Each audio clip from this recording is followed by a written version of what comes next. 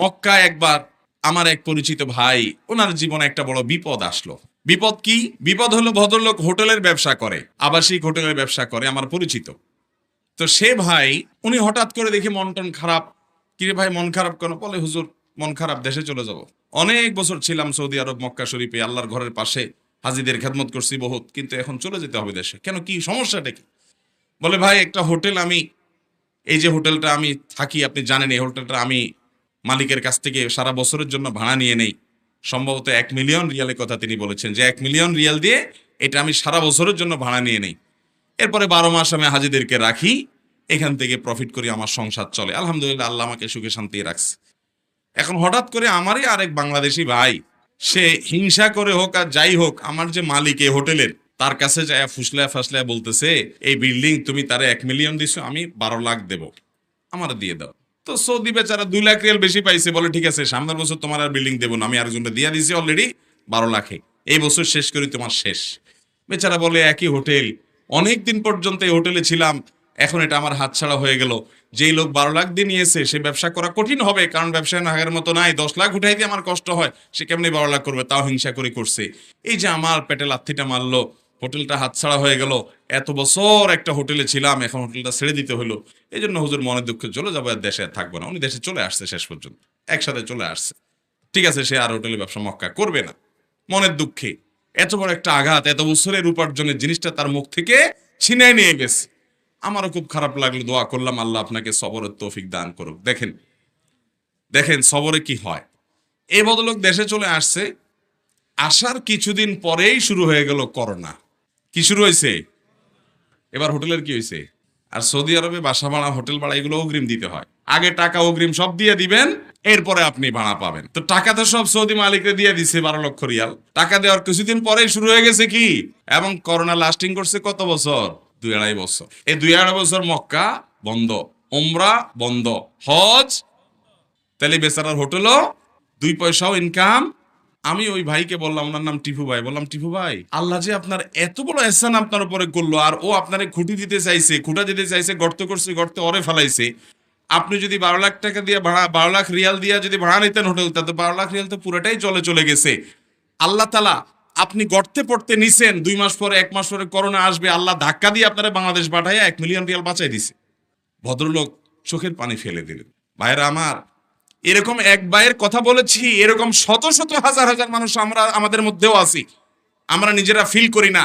আল্লাহ যদি কোনো বিপদ দেয়, আমি দেখতেছি আমার ক্ষতি, এই ক্ষতির পেছনে আমার কোনো কল্যাণ থাকতে পারে কি পারে না?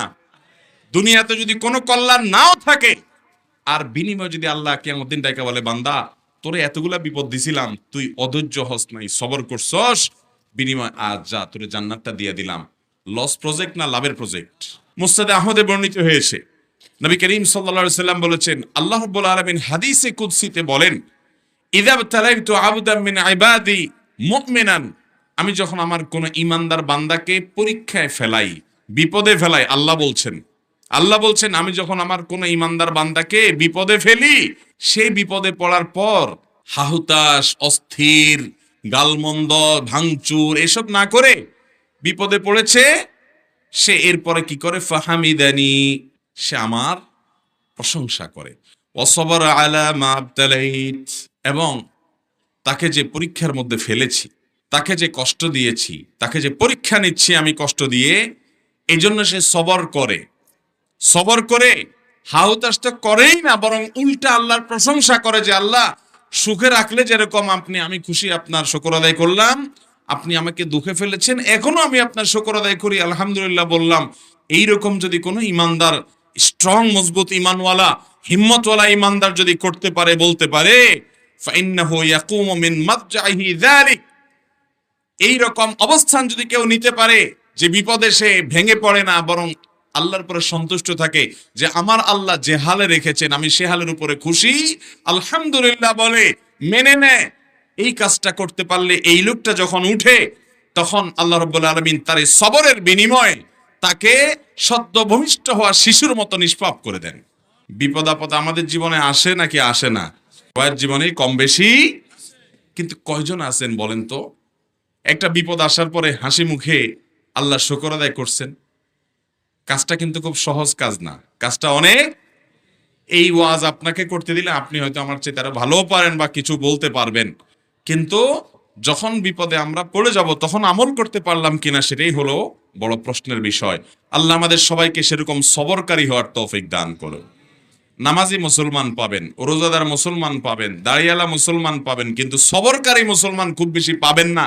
হুলস্থুল, বিশেষ করে বিপদ আপদে ভেঙে পড়ে অনেকে তো আল্লাহর প্রতি নিরাশ হয়ে আল্লাহর প্রতি এমন কথা বলে যে কুফরি কালাম হয়ে যায়, ইমান থেকে খারিজ হয়ে যায়। মনে রাখবেন, আপনার যে কোনো বিপদ, যে কোনো আপনার জীবনের কষ্ট, এই সবগুলো আল্লাহ তাআলা দেখছেন কি দেখছেন না?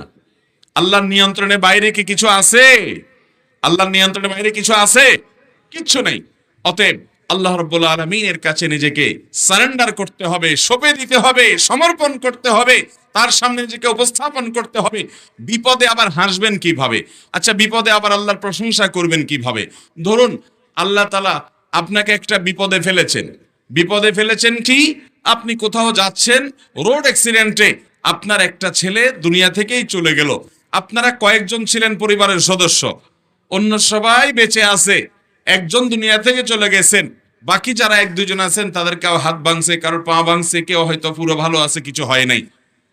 এখন কথা হলো যে বিপদ হলে আবার আল্লাহর প্রশংসা কিভাবে করব? আমার ছেলে মারা গেছে, আমি বলবো আল্লাহ আপনার শুকর, এটা কেমনে সম্ভব? এটার উত্তর হলো, আপনি দেখবেন আল্লাহ রাব্বুল আলামিন আপনাকে যে বিপদে ফেলেছেন, এই বিপদটা এর চাইতে আরো অনেক বড় হতে পারত। আপনার সবগুলা ছেলে শেষ হয়ে যেতে পারতো, আপনার আরেকটা ছেলে মারা যেতে পারতো, আপনি নিজে মারা যেত, আপনার পরিবার বিপদে পড়তে পারতো, হতে পারতো কি পারতো না? তো আল্লাহ রাব্বুল আলামিন আপনার জন্য যেটুকু নেয়ামত রেখেছেন ওইটুকুর দিকে তাকে ইমানদার যখন আলহামদুলিল্লাহ বলবে, ওই বিপদে সবরের বিনিময়ে আল্লাহ তাআলা তাকে নবজাতক সদ্য ভূমিষ্ঠ হওয়া শিশুর মতো নিষ্পাপ করে দিবেন, জান্নাত দান করবেন ইনশাআল্লাহ। বিপদে সবর করা সহজ কাজ নয়, এ বিষয়ে ওয়াজ করা সহজ। আল্লাহ আমাকে সবরকারী হওয়ার তৌফিক দান করুন, আপনাদেরকেও দান করুন। মুহতারাম হাজিরিন, আস-সবরু জাযাউহু আল জান্নাহ, সবরের বিনিময়টাই হলো জান্নাত। আল্লাহ কোরআনে বলেছেন, ইন্নামা ইউওয়াফাস সাবিরুন আজরাহুম বিগাইরি হিসাব। যারা ধৈর্যশীল হবে, নিজেকে নিয়ন্ত্রণ করতে পারবে, এদের বিনিময়ে আল্লাহ তাআলা কোনো যোগ বিয়োগ করে দিবেন না। আল্লাহর কাছ থেকে যোগ বিয়োগ করে পেয়ে জান্নাত পাওয়া বড় কঠিন। বিনা হিসাবে যদি জান্নাতে চান, বিনা হিসাবে যদি আল্লাহর কাছ থেকে সওয়াব পেতে চান, তাহলে আপনার জীবনের প্রতিটি পদক্ষেপে যত কঠিন সময় আসুক, পাহাড়ের মতো অটল হয়ে থেকে আপনাকে সবর করতে হবে, ধৈর্য ধারণ করতে হবে, নিজেকে নিয়ন্ত্রণ করতে হবে।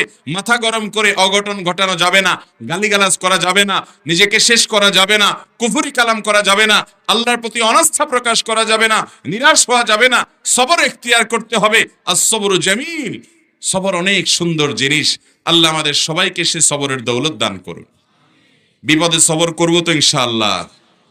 ভাইরা আমার, আমার একটা বিপদ হয়েছে। এই বিপদটা আমার জীবনের নেয়ামত হতে পারে কি পারে না? পারে কি পারে না? এরকম বহু ঘটনা আমাদের সামনে আসে না নাই? অনেক বিপদ আছে, আমরা দেখি বিপদ, অথচ এটা উপর দিয়ে দেখতে বিপদ হলে কি হবে, এর পিছনে নেয়ামত আছে। আমরা যদি সবর করে বলতে পারি, আল্লাহ আমি নিজের জন্য চাইছিলাম এই চাকরিটা হোক, কিন্তু আপনি দিলেন না, আমি বুঝলাম আমার ফয়সালা আপনার পক্ষ থেকে, আমি নিজের জন্য এটারে ভালো মনে করছি, আপনি আমার জন্য ভালো মনে করেন নাই। মনে রাখবেন, আপনি নিজের জন্য যেটাকে ভালো মনে করছেন, আপনার রব তিনি যেটা নির্বাচন করবেন আপনার জন্য, সেটা আপনার মনে করার চাইতে আরো বেশি ভালো হবে। বুঝে আসুক আর ইমানদারের লস হবে। অতএব সবর করবো তো ইনশাআল্লাহ। গালিগালাজ করবেন, রাগ হলে, বিপদ হলে গালিগালাজ করবেন, আসার ফিসার করবেন, আল্লাহর প্রতি অধৈর্য হবেন, সবর করবেন তো ইনশাআল্লাহ। বিপদ হয়েছে, বোর গোষ্ঠী উদ্ধার করবেন, গায়ে হাত তুলবেন, সবর করবেন তো ইনশাআল্লাহ। সবর করলে ভাই আল্লাহ রাব্বুল আলামিন অফুরন্ত সওয়াব দিবেন বিনা হিসাবে। আল্লাহর কাছ থেকে সওয়াব আর জান্নাত পেতে চাইলে সবরের কোনো বিকল্প, সবরে মেওয়া ফলে মুখে বললে হবে না, আমলও করতে